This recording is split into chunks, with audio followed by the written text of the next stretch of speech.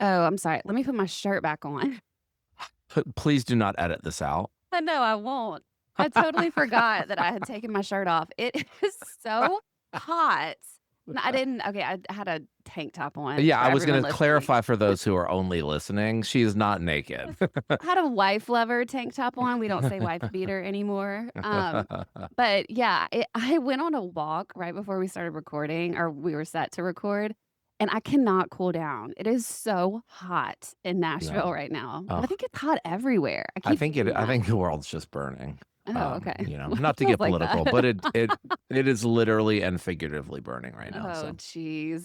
Well, welcome I back. had a friend texting me from Philly yesterday. He's like, "It's so hot." I was like, "Don't cry to me because I'm melting here It too." has to So be, yeah, it has to be a little bit cooler up there, you would hope. yeah, you I think would it's just think. also the humidity because it'll Mhm. say it's 94, but it says then right under it, it says feels like Feels like 104. 1,087. It really does It though. Like, I does. cannot cool down. I went and saw Kesha on Monday, and it was like I basically wore booty shorts. I was like, "I don't want anything touching me." Like, it's Man, I because I wish I would knew would've I was run gonna be into you that outside in a night. crowd, and I was just like, "Oh my god, it's gonna be so hot." I can't imagine going to an outside concert right I now. know. Woof. Well, anyway, But welcome please back to do, for those of Nashville. you listening, don't use that as an excuse not to buy tickets. Oh, Thank okay, sorry. you. Sorry, sorry. You're like, "Excuse me, that's bad for business." Yeah. Welcome back to Nashville. I know you were in Virginia Beach, and we were talking about this last week on the podcast. It was your mom's 80th birthday, 2 days before my birthday, actually, my fellow Cancer sister. Mhm. Do you wanna tell the listeners what happened, though? Because this story shook me to my core. Oh my gosh. So, my mother's birthday was July 9th, and I was home. I had gone home for the 4th of July. She's in Virginia. That my parents are in Virginia. And I'd gone home for 4th of July and I was staying because I had a work show on the 10th. And then we were on the 12th, we were having like a big we call it Christmas in July, but were doubling it as my mom's 80th birthday because it was her 80th birthday on the 9th. And, I brought my dogs with me. I have a 1-year-old boxer puppy and an 8-year-old boxer dog. And when I got there, I told my parents, like, hey, these dogs are going to be laying around on the floor. They are in the way. It's just the way life is for this week. Be cognizant of it. You're not in a hurry to go anywhere. Do not step over these dogs because you don't move like you used to. And the last thing I need is for you to get hurt. Mm. Well, my hard-headed mother, thank God she's hard-headed. Um, You'll see why. you'll see why. My hard-headed mother decided to step over the puppy, and when she did it, she also stepped on his paw, which made Mm. him jump up. And I was sitting in a chair right there and looked over. I hear my mom scream, and then next thing I know, she's literally flying by me like Superman in slow motion. And she hit her Like, head but on the door. falling? Yeah, I mean, I don't know how she like her legs were like, she was like spread over him because she was stepping over him when he Right. jumped up. So he was able to like truly like lift her in the air and throw her. And she's only 5'11, I mean 4'11, so she's not a big woman. Oh, she's And tiny. yeah, she's tiny. And so yeah, he threw her into the door, her head hit, and then she fell and her forehead hit the floor and she just laid there still and it was silent. And I was like, "Mom, Mom, are you okay?" And she was just like, "Just let me lay here." So I knew she wasn't dead, which was good. And then she slowly got up and she said she was fine. There was no bruising, there was no bleeding, nothing felt broken. And I was worried that she was concussed. So I like made her like follow my finger and like asked her some questions and she answered everything fine. And she was like, "I'm gonna go about my day. I got a party to work on." And she went about her day. She made some cucumber salad. She made her bed. She had gotten a new mattress that day, so she had to remake her bed. And She was actually doing, like, yeah, like, manual physical labor. I labor. also was massaging her neck and making her do, like, neck stretching exercises, like, because Okay. she goes, "There's a little stiffness in my shoulders and my neck, but I probably tensed up," and so she took a muscle relaxer and, but she also had a couple of cocktails when it became cocktail time. Then we went to dinner for her birthday, she had another cocktail. Then we came home and she slept all night. The next Well, morning I we would woke imagine so on muscle Yeah. relaxers and Right? alcohol. Yeah, I should clarify. She did not take the muscle relaxer until she was going to bed. She did Okay, not I take was it about before to drinking. say, Claudia. I mean, she's a party animal. Wow. So we wake up the next day and her face is black and blue. Like, and I hate that I'm laughing, but she would be happy that I'm laughing. It's startling to look Yeah, at, it's though. startling. I mean, black and blue, and her forehead had like this big, huge swell bump on it. And you know, I had a friend that was coming into town. So that was the day of the show. That was now Thursday the 10th. Yeah. And I had a friend that was flying in for the party, but he decided to come a day early so that he could go to the Dirk show. And he walked into the house and I was like, "Oh, Dan, I forgot you're a EMT, you're a fireman. Will you look at my mom? She fell." And when he saw her, his first question was, "Are you on blood thinners?" And she is, because she's got high blood pressure. And he was like, "You have to go to the emergency room now." And to which she responded, "The hell I do." Like, and he explained to her in a very like professional, calm way that, when you're on blood thinners, whenever you hit your head, you have to go to the hospital, because if you cause your brain to bleed, it could give you a stroke, or you could just die in your sleep. And it's not something that you would ever feel. It doesn't That is hurt. so It just scary. sneaks up on you. And I didn't know that, Of course like, not. so, Why would you? I'm sharing this story because, should any of you who are on blood thinners, or any of your family or loved ones, ever fall, like, this is good information to have. Totally. So we went to the hospital, kicking and screaming. She was not happy about having to go because she had so much Even left to after do. he told her that? Yeah, she didn't want to. She was like, "I'm not staying. I don't care what they say. I'm not staying." She's like, "I've got a party with over 100 people coming to my house on Saturday." But I love that, like, this is is so messed up about us sometimes, is we're like, I have a party to plan and we're so worried about that. And it's like, okay, you should worry about living right now. And that's like, what we being said to her. alive. We're like, you might not be alive for the party if you don't like do what you need to do. Right. So we get to the emergency room, and she proceeds to tell everyone that sees her that she's not spending the night. She is not being admitted, but to do whatever they need to do to get her through till she's like, if you need to come back on Sunday, I'll do whatever you need, but get me to live through then. So they did a CT scan and they came back and they said, "Well, the good news is you don't have a brain bleed. Bad news is you broke your neck." Oh my And we were gosh. all like, "What?" She fractured her C2 vertebrae, which is the second one down from your head. And they were like, "You might have to be rushed to surgery." And she was like, "I am not having surgery today." And the doctor that was on staff was like, "Look, I'm not the neurosurgeon here. We don't even have one. So we would have to transport you somewhere. But let's wait until we hear back from the neurosurgeon once he's seen the CT scan and blah, blah, blah." And my mom's like, I'm definitely not having surgery here. I'm definitely not going to the hospital that they would transfer me to, all the things. And I'm not spending the night. And they luckily, once the neurosurgeon called back, he said, based on what he's seeing, he doesn't even think she'll need surgery, but she has to wear a neck brace for the next 3 months, 24/7. She has to shower in it, Oh sleep in my it, everything. gosh. And so she has a consultation today, as the listeners are on Friday. She has a consultation today with the neurosurgeon, and we'll know more. But I'm hoping that it's not going to require surgery, because I feel like the recovery at 80 years old from surgery will just complicate things. Plus, it means, going under and having to spend the night at the hospital and all the things. So, but I mean, look, she is a trooper. Like, she went to that party. She didn't drink because, we've got the fear of life in her now. Because it's as simple as like her tripping over, a piece of grass or a stick or something in the yard. If you fully break that second vertebrae, this is what all the medical people told me. Most people die because it inhibits your ability for your lungs to function. So you're either paralyzed or you're dead. Oh my gosh. And if your lungs stop functioning when you're paralyzed, you have to be on a breathing machine. Like, it's just awful. So long story short, she's really lucky. She looks like she got the shit kicked out of her. And she was like, we tried to do everything. We were like, "Why don't we put a boa on you? And we can get, we'll do your makeup." And she's like, "I don't give a shit what I look like." She just wanted to be at that party and see everybody. And she stayed in one chair the whole time. Let people come to her. Until karaoke started. And then we moved her over to the karaoke area. And she didn't drink, and she was She was literally the last one to go to bed on Saturday night. Oh I had my to be like, "Mom, go to bed so I can." She is a social She butterfly. really is. And yeah, so moral of the story is blood thinners, if you fall and hit your head, get checked. And don't let your parents step over your puppies.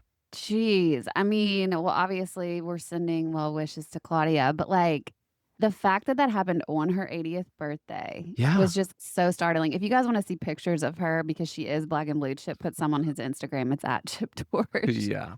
But when I saw that picture, I mean, because I saw her when you guys were in the hospital, I saw a picture from there, and she was not, She like, was her not bruised face yet. wasn't bruised yet. And Yeah. then you posted that picture. It looks almost like she has sunglasses on. Well, The picture she had glasses on, so when she fell, like the top of her head hit the door, and then she just dropped flat, and her glasses then got her face. But Yeah. I also like I didn't even know what bruising was, and my friend Dan explained. He was like, whenever you get hit hard, blood vessels break, and that's just blood under the skin. It's Mhm. just like internal It's just, like, bleeding. closer to Yeah, yeah. so gravity pushes it down too. So anything that was damaged up here, like on her forehead, the blood drained into like her eye sockets and stuff.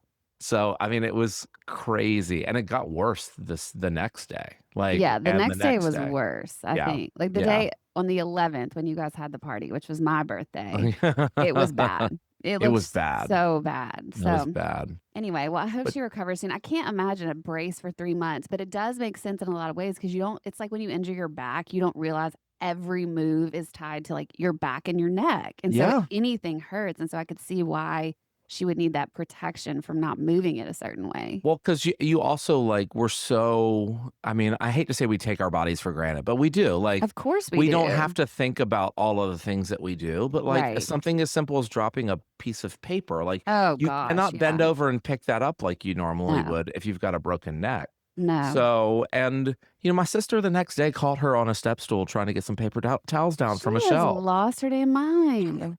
Oh my gosh. Yeah, so it's just like, and she's not thinking, and that's what it is. She's just not thinking about like really what the repercussions are if she gets hurt Mhm. again. Mhm. And it's natural to want to just be able to do what you can do. Well, and we're all kind of, stubborn, I Yeah, think, where in she's the, like, so stubborn. when you need to stop and sit, it's sometimes so hard to get yourself to do that. That always happens with me. I was having those back spasms. Do you remember that? Mhm. That for that week that was last summer. And it took that truly, like, I was rendered so incapable of moving, and it took that for me to just stop because I couldn't. Like, I just Right. could not move. And every time I would move, even the wrong, like in the slightest wrong way, my back would spasm again. It was so painful. So, yeah, anyway, maybe she's just supposed to sit and reflect on some things right now. Well, I'm hoping too, because if this feels irresponsible, but the doctor told her that she's still allowed to drive, but we're Mhm. telling her not to because Yeah. all it Well, she takes is a can't dog running turn. out in front of you, and you slam on the Totally. brakes, and you've thrown your neck out. But I said, look, this is an opportunity for you to like make some changes. Like you don't Mhm. need to go to the grocery store. Like you can order everything online and have a friend pick it up for you. And she's like, yeah, Yeah. but I like to touch my own fruit. And I was like, well, this is 3 months. Yeah. Maybe you'll learn that you really actually like having everything packed up for you, so you don't have to go spend an hour at the grocery store, and you Mhm. can order all the packaged goods, and then you go pick out your fruit and your Mhm. vegetables, and that's Mhm. all you have to do. And Yeah. she's, yeah, that's a good idea. So I'm hoping that like this isn't me just like yelling at my mom and trying to get her to Yeah. behave, and it's more about like me reframing things for her because Mhm. she's just also habitual. Like still doesn't text. She doesn't have an ATM card. She doesn't want to progress in any way. She just likes to do things her way. Sure. And I think this is kind of an interesting time to like, teach her some convenient things that have, progressed and changed since she was born a million years ago. Okay. 80 to be exact. 80 to be exact, yeah. Wow. Well, really hope she gets well soon, and obviously we'll need the updates from you Yeah. as they come. But I Yes. like the reframe too. I mean, it always, like we always say on this podcast, there is a learning opportunity in every situation if you allow Mhm. yourself to go there. So maybe this is her time. Yeah. Yeah. Well, the 11th was a big day. And I mean, Mhm. again, that was my birthday, 7/11. It's hard to forget. But I I was on set actually all day that day. I was working. This story is so crazy. And I'm not so sure. I did not work with Elvis Presley. I know, it sounds, like, ridiculous, and I can't believe I'm saying it out loud, but I got called to work on this job with this man named Bob Joyce, and he's a pastor in Arkansas. And if anyone's on TikTok or knows anything about this story, you know that there's a conspiracy theory that says he is Elvis, that Elvis did not die, he faked his own death, and Bob Joyce is Elvis, but doesn't want any of the fame or notoriety. And so he's, doing what he believes is the work that God wanted Elvis to do. He says that, but he does not say he's Elvis. So I know it sounds crazy. I don't typically believe in conspiracy theories. Like, I am not that person. I always, when people are like, Britney Spears is a clone, I'm like, no, she's not. She's just on drugs, like that's why she looks so different. But I left this situation. I got home and my boyfriend was here and he was like, you looked like you'd seen a ghost and you truly believed that that was Elvis. Like, once I left, it was crazy. Yeah. So, I mean, I know I sound insane, but, like, there's all these weird things. The only thing I cannot wrap my mind around is that Elvis would be 90, and so, like, I didn't really find Bob to be moving in the way that I would think a 90-year-old would. My grandmother's 90, like, Elvis was actually born a couple days after her, and so, like, I was comparing it to that, but she does have Mhm. Alzheimer's, so I'm like, I don't know if I'm getting, like, every person is different, and what does 90 look like for everybody, but I still don't really, I don't know. There's some weird connection. So Did they you have listen to the music? Was well, it playing? yeah, I mean, I didn't hear his album, but, like, he played the piano right in front of me, and it was freaky because it was very soulful. Like, someone goes, "Wait, you played the piano, right?" Because they were doing a shot right in front of the piano, and he was like, "Yeah, a little bit." And he sat down and he played literally what I would imagine Elvis would sit down and play. Right. But the reason people think this, I can't remember exactly where it started, but there are like 6 years in Bob's life right after Elvis died where there's no documentation of where Bob was. Like, Right. there's this really weird thing with that. There's this other connection of there's a vein pattern on his left hand that's exactly the same as Elvis's. There's a scar where Elvis had wounding on his right hand. Bob has a scar in the exact same spot. Um, there were he's married to this woman who I actually met, she was there, who dated Elvis when he was off at war. I guess that was World Two. Um, and that's who Bob's married to now. What are the other he sounds just like him when he sings, This you must be know, the same height. he's the same height, same shoe size. There are rumors that he was at Lisa Marie Presley's funeral, but then I saw this one article that said that was a songwriter that just looked like him and not him. But the week that Lisa Marie died, apparently he gave a sermon and like halfway through did like 10 minutes about the topic of loss, kind of randomly within the sermon, and could not stop crying. And so everyone was like, just weird like that. I'm trying to think of some of the other stuff. I mean, if you guys Google it, it is all over the internet. I had no idea. And so when I get there, these people are kind of almost like, should we tell her to Google him about me? And I was like, oh, I Googled him, because I always Google new people just to see what they look like. And they were like, oh, well, so do you know about the Elvis stuff? And I was like, oh, yeah, I saw that there's a conspiracy theory about that. And they all got silent and just looked at me. And I was like, why are you guys being weird all of a sudden? And they said, well, it is Elvis. Like, dead serious to me. I thought they were fucking with me. I could not like get over it. Um, and yeah, there was like went on and on to tell me all these different things and these weird connections to Elvis. I don't know, he looks different, and so I was like, I don't really know that I feel like he looks more like Kenny Rogers or something. Yeah, he's got that And vibe. yeah, and they were like, "Well, he's had work done, we think, to obviously hide the Elvis thing." They said Elvis was in so much trouble with or he was so trapped. If anyone's seen the Elvis movie, there was that Colonel guy who was his manager, and he had him to where he was doing this residency like basically like a slave. Like, he couldn't leave, he couldn't do any other shows. He had to do that show. He had no autonomy and he wasn't really making that much money. I think like the Colonel was taking all his money, but he was also like, so he was in all this debt, but also like the mafia was tied to that somehow. And so then the colonel decided that Elvis was worth more to him dead than alive. And so he said, sure, we can like fake your death and all, but as long as I have ownership over like Elvis Presley Enterprises, which he did for a long time.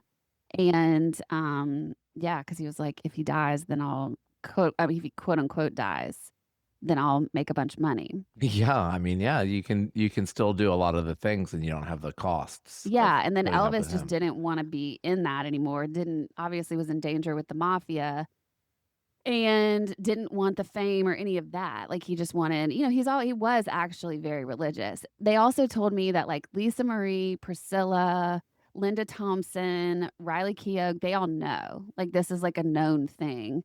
But they That they still had obviously a relation, because that would be my Mhm. question is, why would you ever choose to, like, Leave your abandon your family. Well, family? They said Priscilla was an arranged marriage. Like it was never a real love story thing. Like it was very much this arranged thing, and she's still trying to like milk that whole thing and get money. Bob himself doesn't take any money from like the records that he puts out or anything. I guess he just takes it. He lives in like a 3-bedroom, 2-bath house, like a normal house in Arkansas. And they're like, he makes all this money on these albums and in different ways in the church or whatever, because I guess his church is pretty successful, but he doesn't take any of that. Like he just takes enough to live on and he doesn't want, like he's everything he does is of service. And I got to tell you guys, okay, so I'm pretty intuitive and like my body does weird things when I know stuff. Mhm. And I found myself of obviously like it was weird hearing these stories, but I was kind of like, I kept saying to the people, are y'all messing with me? Like I could not, I just felt like they were trying to punk me or like I could, whatever. Then the people, there's also, I forgot to mention, there's people shooting a documentary about this right now. And so they kind of came too. And I was like, well, why would Bob agree to do this documentary if he doesn't want people to know he's Elvis or whatever. And so I can't really fully grasp all of that, but this documentary will come out in like a year. I'm trying to get them to come on the podcast when it comes out so they can tell us more. Anyway, after they're telling me some of the things, when he gets there, they like stop talking about it, obviously. It's like, so it's this really weird thing. Like we weren't actually able to openly speak about it very much. So I was getting bits and pieces throughout the day. And when he got there, I got so nervous. Like, he's this quote unquote 73-year-old man. We don't actually know how old he is, but that's what they say Right. Bob is. And that's not typically like I work with pretty big artists. Like, that's not typically a type of person who would kind of make me starstruck or weird, but I definitely got nervous and I got like, I don't know. I couldn't tell why. I couldn't tell if it's because he doesn't really like people touching him or, like things like that, or if it was because he's Elvis. I don't know. But my body definitely got nervous. And then at the end, he came up to me and he was like, he shook my hand and he was like, remind me your name again. And I said, Uh-huh. Kelly. And he was telling me thank you and stuff. And he was looking me in the eyes and I wanted to cry. And when my body knows something's true, it wants to like I start crying. Like if I get an intuitive hit or if I'm in like a session of I don't know, I'm trying to think like if I do any sort of healing session and someone says, "Well, it could be that blah blah blah blah blah," and it's true, I start crying. And it's cuz it's like a recognition thing, I think. Mhm. And that happened. So I don't Did he know, ask you why y'all. you were crying, or did you, I like, didn't cry. I just teared up and I was like, I gotta walk away from you. This it's is like, weird. "Don't be sad." Yeah. So my Um, my agent was basically like, "Well, we'll obviously tell everyone you've worked with yeah, Elvis." let's put that on the resume. Yeah. I mean, here's the question, Tell me, and this ask isn't me. me, like, saying you should have done it, but, like, w why not just ask him? Like, Well, it was because it was very taboo to I could tell that they were not wanting to talk about it in front of him. And I and guess who were these people? Like, were they people they on his I team, can't or really I don't know. Yeah, they were on his team. I don't really know what their role was. There was this married couple that they were older. I don't know if they were like friends or they were on his team, but there was a stepdaughter there. And that was weird because they were like doing air quotes around stepdaughter, like maybe it's his real, I don't know. The timeline wouldn't add up It's with so Elvis, weird. you know? I feel like the conspiracy has been started by the people around Well, him. I said, or is Bob just like playing into, I couldn't quite figure it out. Like it just, I had so many questions about it, you know, and I couldn't really fully ask them. But the thing I said is if he really wants to squash it, just let them test his DNA. You know, like I don't know. Why isn't that Right. happening? But then Right. I mean, I went on a rabbit hole later, like the day after, and there's this other guy that has resurfaced at some point that I'm not convinced wasn't Bob. Um, and he had Presley DNA. And if you compare side by sides with what Bob looks like with Elvis's dad, it's like identical. Right. So I don't have the answer. I just know there's something weird going on there. And I would love to know if anybody has gone on a rabbit hole because I feel like I know so much about this situation right now. I don't know if I'm doing it any justice with the stories. There's just, it's one of those things where it's like all these facts come into your brain randomly, you know? And so I'm like Mhm. not always the best at repeating them back. But yeah. And it sounds crazy. I totally understand that it sounds crazy. I just fully I don't think I trust like the government. Obviously, with all this Jeffrey Epstein stuff, I'm like, well, he's probably alive too. I don't believe anything that's going on with that case. Like, now am I a conspiracy theorist? Like, have I become this person? I don't know. But with the Elvis story, so I think I'm just kind of like, I don't trust anything the government says right now. So maybe this was some sort of plot to get Elvis out of the situation he was in, and they put him in witness protection, and now he's just teaching people about God. Yeah. I mean, crazier things have happened. Crazier things have happened. So I don't know. I just hope that they get this documentary out ASAP. They told me it's going to be a while though, but they get this out and we get some answers. I wonder if it's like possible, mathematically possible Hmm. for two people to have really similar DNA but not be from the The same same family. person. Oh, I Because don't it's like it know. must be. I mean, I don't know much about DNA, but I feel like there must be some sort of math, like however you read DNA, Hmm. there has to be some mathematics in that, you know, like Well, okay. So completely. Obviously, it would be completely random, you know, but like there has to be two people with the same fingerprints in the world. Like, how many patterns are there? I don't know. They say there's not though. Yeah. But with DNA, I will say so I went so deep on this rabbit hole that I found there has been someone has come out, I think it was in 2001, and said that they were Elvis, but they went by this name Jesse, which is Elvis's twin brother who died. And then they ended up finding like some sort of DNA of that guy's. There's a lot of things with Elvis too. Oh, I'm sorry, I'm jumping ahead, but they got DNA of that guy's and he was connected to the Presley family in some capacity. But the guy that was the like doctor that was reporting in on this DNA said, if we don't have this certain type of DNA, there are a lot of similar variations. And so like it could just be reading that way, like similar to what you're saying. Yeah. But in that finding, they were trying to pull from this old doctor some DNA samples that he had of Elvis's. And apparently, from that doctor, Elvis's autopsy DNA and Elvis's liver DNA from when he was younger did not match, which made me think that his autopsy DNA was not real. Yeah. Huh. I don't know, guys. I need help on this one. So if you have any thoughts on that, Yeah. I wonder what the DNA, email me like the or DM me. what the science was like even at the point of his death. That could just be like it's caught up. So you know, we can read so much more now scientifically. Well, right. And that's the hard part is the last findings of anything Elvis. I mean, he apparently died when he was 42. So that was a long time I love ago, you know? how how precisely you added Oh, because I said apparently. apparently. Yeah. Oh Lord, she's I gonna have don't her know. own I TikTok. don't know what to believe Yeah. anymore. I truly don't. And it's so weird that this is such a heavy conspiracy. Like if it was like one article that I had found I don't think I would put any weight to this, but it's so widely talked about. I'm just like, why is it getting so much traction? And And how did we never hear of it until you had to work on with Elvis? not love that you say that now. I don't know, but it's weird because the more I've told this story, that's why I'm feeling like somebody listening must have known about this already because apparently it's Right. been all over TikTok. You and I are just not on TikTok really. Right, So yeah. I think, I had a friend who was like, "Oh, I've heard of this." So it's not common to know about this. And I just happened to get to work with Bob. So Yeah. I experienced Elvis firsthand.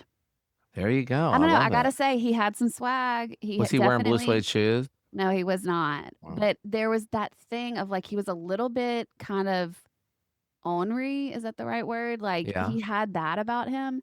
But then on the flip side, could be very charming too. So it was like once he warmed up, he was very charming in the same way that like a superstar typically is. So that was the other thing that threw me. I was just like, oh my God, he is very much like the very big stars that I've been around. And Yes. he's a pastor. You know what I mean? That's where it starts to throw you is you're like, that's not really the world. He definitely has that like star quality about him. So I'm gonna go listen after this. I need to listen to listen to what? vocals. Oh, Just the some of his vocals. Okay, songs. yeah. Yeah. Yeah, report back. Anyway, that's our we and we haven't even gotten into the topic yet because we just had really crazy weeks last week, but while you were gone, I had Hope Woodard on. She coined the term boy sober on TikTok a couple years ago, and it's kind of gone into this viral movement. And now she is the host of her own podcast called Boy Sober, which is also on iHeart, like ours is. And she came on, and it actually turned out to be this really just fun conversation for me. It was just kind of like girl talk. What I really appreciate about her is she's just very honest. Like I think a lot of people lead with this kind of expert mentality or I've got it Mhm. figured out. And she doesn't. She's talking about what boy sober is and this journey that she's still continuing on. Basically, she coined the term boy sober after going through some pretty like toxic dynamics repeatedly in dating. And she was like, I just got to take a break. And her sister said something like, yeah, boy sober is better than any kind of sober or something like that. And so they just use that as this movement kind of to take a break, to really reevaluate how you're dating and decentralize. She says decentralize men in your life. So it's not just this thing where I think so commonly you get just obsessed about dating. You get obsessed with the unavailable guy. Like we've all been there where you're participating in these situationships or things that are just not good for you, but you're obsessed with it and you're finding yourself like stalking the guy who keeps watching your Instagram stories or something. Like that's the thing that she Yeah, talked about. you're looking for meaning that isn't there. Yeah, and so she was just like, "I just need to reevaluate how I'm dating," because also she had this other guy who was available to her, who she had kind of been back and forth with for years. Sounds like he was very, like, interested in having a relationship with her, and she could not show up for him or in that relationship. So she's only wanting the unavailable, and I just so resonated with that. Like, that was a kind of things dynamics that I've been through in the past, and Mhm. we've talked about how, you take breaks from alcohol sometimes, or it's something I've done. I know we've talked about it on this podcast. It's something Hope's done because you want to just make sure you're drinking if you're going to drink in a way that's conscious, like that you're aware of how you're using it. She said, Right. choosing not using, which I really appreciated. Like, I love that. And so, anyway, that's what she wanted to do with Boy Sober. And I thought it was really an interesting concept. She was super honest about her journey with that. And I thought to myself, I wonder what Chip would think about this because I feel like any of the gay men that I know have never mentioned anything like this. And I was like, is this like a hetero woman thing? Like, are we the ones doing this, or is this across the board? Is it something that you resonate with at all? Well, I mean, yeah, I'd never heard the term. In fact, when Kelly told me what we were gonna be talking about, I thought she said voiceover, and I was like, "Wow, I thought that term been around for a long time." But, um, You're like nothing groundbreaking so there. I read there was an article about her in the New York Times that I Yes. read. Mhm. And it's what I think is also interesting that she pointed out in that article that I haven't listened to the podcast, so I don't know if she you all touched on this, but part of the reason why she chose to do it was that she also recognized where she was at fault, Well, yeah. in some in and repeating patterns, or being the one who was like not really into it but dragging it along or whatever. Mhm. And so it wasn't just like I'm shunning men because men suck. It was more Right. about like, wait a minute, like I've been in relationships my whole life and I'm still not getting it right. Maybe I need to step back and figure out who I am and what I want and what I want out of relationships. Mhm. So yeah, I mean, it certainly resonates with me. I said to you before we started recording, I was like, honestly, I think I could take a month of boy sobriety. Like, coming back from a trip, like I'm always a lot more active on apps Mm. when I'm in new places because it's like window shopping and it's all new products. Oh, I see, Like, yeah. so I'm acutely aware of how much time I've wasted on apps in the last week and a half. And then it's like, it is an addiction thing. Like you are Mhm. getting dopamine from those hits. And then when you get home, it's hard to break that addiction again. So, Mm. I think I might just delete all the apps from my phone for a month and Just see, take a and just break. try that. Yeah. Because the truth is, it's like, it is a zero return, and so far it's a zero return investment for me. Sure. Like, yes, I have met some people on apps and I've had short relationships or long relationships with them or whatever, but the amount of time that I'm investing in people that really has nothing to offer me or do not align with what I really want, but what Mm. I want is a Mhm. response from, in that moment, all I really want is a response, and then the dopamine starts and, or validation or whatever it Sure, is, yeah. but that's not what I'm ultimately looking for. I'm looking to Right. fall in love and have a partner in life and find that best friend that I wanna do everything with, and, you know, if I'm observing the way that I'm acting and going about that, like, all I'm doing is wasting my time. Mm. Um, and when I could just be focusing on making myself the best version of me and focusing on all of the things that I love, because then I feel like at least I'm putting myself in the environments where I'm going to meet someone that is interested in spending the time with me. Yeah, and that's aligned. Right. Yeah. And of course, look, like all of us have physical needs too. And I think some of these apps are good for that because if you need to get laid, sometimes it is just like a really quick exchange and that's all that is. But I also think too, like if I step back and observe that sort of pattern, that's not healthy either because you're not really, yeah, you might be satisfying an itch. It's transactional It's though. So it's transactional, and then but it also I think it fuels that sort of addiction too because totally. it's like a drug. Like if you're addicted to heroin, like you'll do whatever it takes to get that heroin, and then it's not like you're better off afterwards.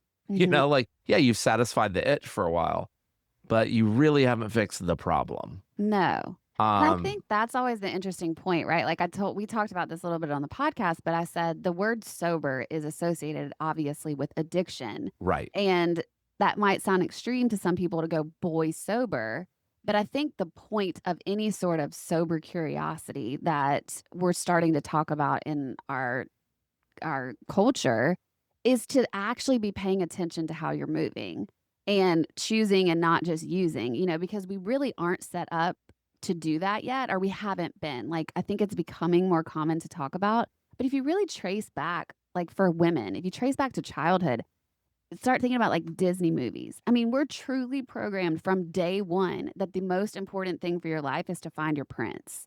And right, so, if that is your only like mark of success or what happiness would look like in your programming, you're going to be have this like this almost that sense of urgency about it. You know what I mean? Like, and so that becomes the thing that you're also chasing. And it's just like if you're not evaluating, like what you were saying about hope, if you're not evaluating your movements, are you even doing it because you want to be doing it? Are you doing it because of the shoulds, because of the pressure?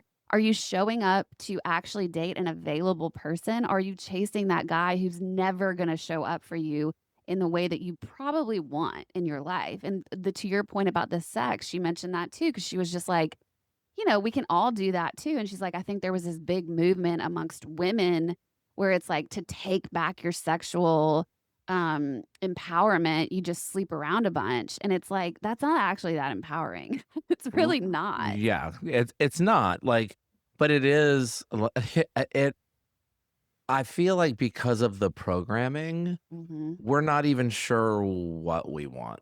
Well, I Like think because that's the point. yeah, That's the point of the even the pause. like even for a straight dude, like there is the programming of like you got to go out and get laid tonight, or you're not like Hmm. as macho as the next guy.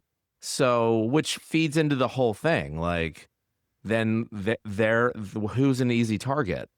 Some girl who is desperate for just attention, Sure. Right. and but then if she's on the hunt too, just to check that box, like then they feel like they've succeeded at something. But in reality, they're just making it harder for them to know what they really want because they have the satisfaction of achieving a goal in the moment versus like the real goal of like wanting to connect with another human being. And I can without any judgment sit here and understand why we're in this position, For both males and sure. females, Well, I like think we all can relate to it. Like we've all been there in our lives. And I don't have any judgment of whether you fully want to be in a relationship or you just want to go out and have fun and go on some dates or just hook up or whatever it is that like you truly want. That's on you. That's not my place to say anything about what anyone should right, be doing with their life or their relationships or their dating. I don't believe that it's one size fits all. I really don't.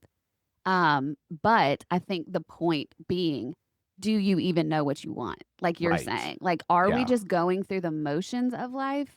Or are we making conscious decisions? And like, if you say you really want a relationship, are you dating that way? Like, my boyfriend has this friend, and we keep getting so frustrated with him because he keeps saying, I want to get married and have kids.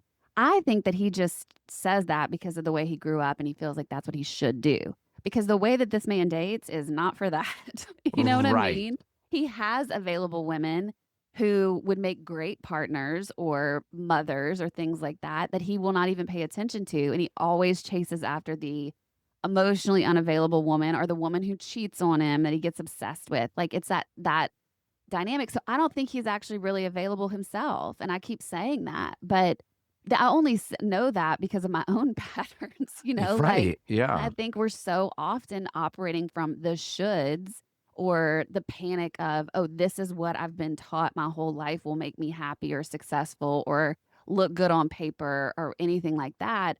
And it's not truly at all this conscious decision. And so that's what Hope's whole point is to take the pause, take the break, go boy sober or girl sober or whatever it is, and ask yourself, like, what do I want? Who right, am I? Am I yeah. dating the right people for the things that I want? Like, just questions like that. Yeah, I mean, I think it's it's not black and white, like even I fully agree with you. Like if you want to go have fun, go have fun. If you want to be in a relationship, be in a relationship. But I think some people just see it both of those things at surface level. Like I just want a relationship or I wanted to have fun. And it's so much deeper than that. Like, you have to define what kind of relationship you want and what that needs to look like for you to be happy in a relationship. Because ending up in a shitty relationship is really easy to do too. Like you Been so there. yeah, so I think a lot of people because the idea all the deepest they've thought about it is I want a relationship. I want to get married. I want to find someone to spend my life with and not like they haven't really envisioned what that person is and what those qualities are and how they want that relationship, how that relationship will work for them. And so the pattern there is you go through a breakup and you don't observe what happened and you just go into another relationship, Absolutely. you know? Yes. And then you Um, keep going on the same thing. You find yourself in the same kind of relationship, yeah. and it's just repeating the cycle. It's a It- really interesting concept. I brought this up with you. Mhm. Um, I wonder if there is a term like boy sober that or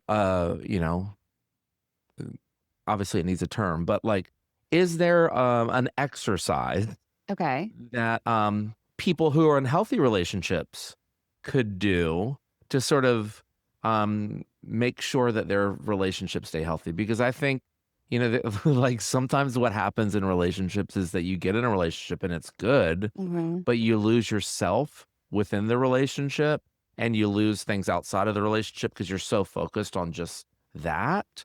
Like, could you do like, would it make sense if you're in a really healthy, strong relationship to look at your partner and be like, hey, let's just like, I'm not going to sleep with anybody. Like, this isn't about us breaking up. This is about me going and spending a month, 2 weeks, whatever it needs to be with me so that I Mhm. can reconnect with myself and so that I miss you and all of the things. And then you come back just like rejuvenated. Like, does that exist? Does anyone do that? I'm just Well, so I think curious. what's interesting is, do you remember 2 weeks ago, I told you I had Kelly Coyne on, and we talked about the different variations within relationships that she was writing about in New York Times and Washington Post.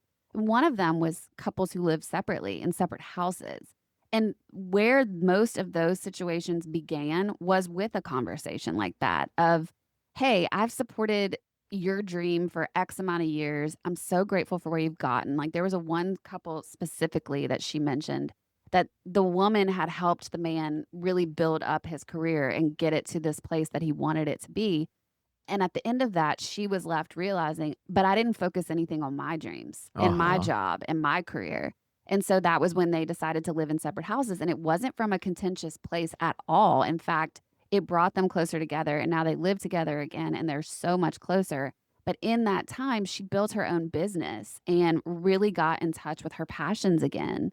And so when she came back to the relationship, like you said, there was no, like, they weren't outside of the relationship. It wasn't like, they were dating other people or even not talking to each other, but they just lived separately because she said, I could not be in the same house and put as much focus on myself, which I think is very common with the woman in the relationship, like Mm-hmm. that role.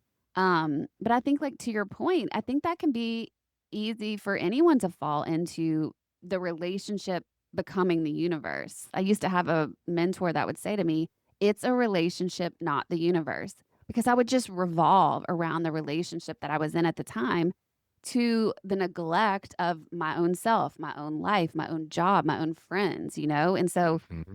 now in my life, because I crashed and burned so hard on those levels and it took me to my knees, literally to like the bottom of the barrel, I got to the place where I was like, yo, I built the life that I love. I built a life that I love. If you can contribute to that, great. And that's the kind of relationship that I'm in now, is that we both contribute to each other's lives in a good way, but also we have lives that we love ourselves. And it's just changed the game for me to be in a Yeah. relationship like that. Yeah.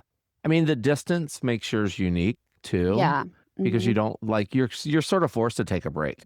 Yeah, we Like kind of you are. yeah, Yeah. and which is kind of nice. I mean, I guess it sort of plays into that, living in other apartments and stuff. Like, Yeah. I mean, because we yeah, definitely miss each other and we get the you have to space. like make the most of the time that you're We like do. it doesn't like it wouldn't benefit anyone if you all were just together and then fighting the whole time because things Right. aren't good, It's like, but obviously it's have to use the time to communicate. We have to If communicate more than I've ever had to communicate in a right, yeah. relationship because we're apart, you know? So Yeah. it's a different dynamic, but yeah, you're right. Like, you maximize your time together and you also have to learn to ebb and flow with each other's lives as you're like moving in and out of them. And Mhm. then go back or, really maximize the time you have to yourself. And like, I really work hard when he's not here, I'm not there, like, or I really try to see all my friends. So it is a different dynamic, but it's for me, it's one I'm really enjoying right now. It helps me to Yeah. balance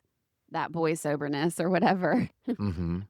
a little bit more. So anyway, I just think it's a really interesting concept. And I think I'm always a big fan of reflecting, like taking the moment, reflecting on what you're doing, like your movements. How are you moving? Are you moving in a way that's in line with what you actually want, what you actually value within your integrity and all those things? Are you moving unconsciously? Because we all do that too. And our culture Mhm. really sets us up for that to be really easy to just throw another thing added, throw another man in the mix, throw another date on the plot, like go out and hook up, like you were Right. saying. Like, it's just Right. like we're set up to keep the dopamine hits flowing if we want to. But sometimes it's not gonna fully give us what we actually really want that will be satisfying. Right. Yeah. Yeah. It's I mean, I think ultimately we have to think about our long-term goals. Mhm. Like dating is no different than building a career that you're obsessed with or whatever it is, if you have a creative project that you're working on, you don't want to be most excited about it on the first day. You need it to Mm. be something that's sustainable. And you have to know what those like benchmarks are going to be. Um, so that you recognize like you're still in it for the right reasons or whatever I don't know if I'm articulating that properly, but I think I know what you're saying, yeah. yeah. Um, and I know from my past experience that I get really caught up in just the idea. I get excited when I meet someone and there feels like there's some connection. That's that Pisces moon. Yeah, It's and dreamy. right, yeah. So I don't But you wanna make sure it's not delusional and dreamy. right, Yeah. right, Like, you're not yeah. just getting wrapped up in the fantasy. You and I both have this Pisces moon, and I think it is easy to get wrapped up in the fantasy idea of someone versus the actual reality of who they are. Oh, trust me, like it's still fresh for me. Yeah, yeah. Not super fresh, but somewhat. I know what you mean. Yeah, my last sort of dating experience was that. So Mhm. live and learn. Live and learn, But yeah. I love this concept, I think like the I pause, we talk about that a lot on the podcast, but I think the pause is where that's the most important thing, just in life in general, in like life in general, yeah. yeah, on all This is levels. just like it's such a personal thing too, Sure. and you have to like have your own back in these situations and know with confidence why you're gonna take that pause because it's often the first thing that anyone asks people that they haven't seen in a while. Are you dating anybody? Oh, Like it's the anybody new only in th your life? it's so annoying though, And yeah, that's a case in point of, are we doing it for the pressure of those situations? right, Or, like, it's what we were talking about last week when I was saying, if my boyfriend and I moved to the same city right now, it would only be to satisfy everyone else asking us those questions. It wouldn't right. be because that's what's best for us. And so it's the same concept. It's just like, who are you doing things for? Is it really what you want? And it's about defining your life in the way that you really want to, that's true for you. But we're Right. just not really taught to do that from day one. And so I think it's really cool that these conversations are coming out now and we can Mhm. start asking ourselves those things and moving that way. Yeah. Yeah.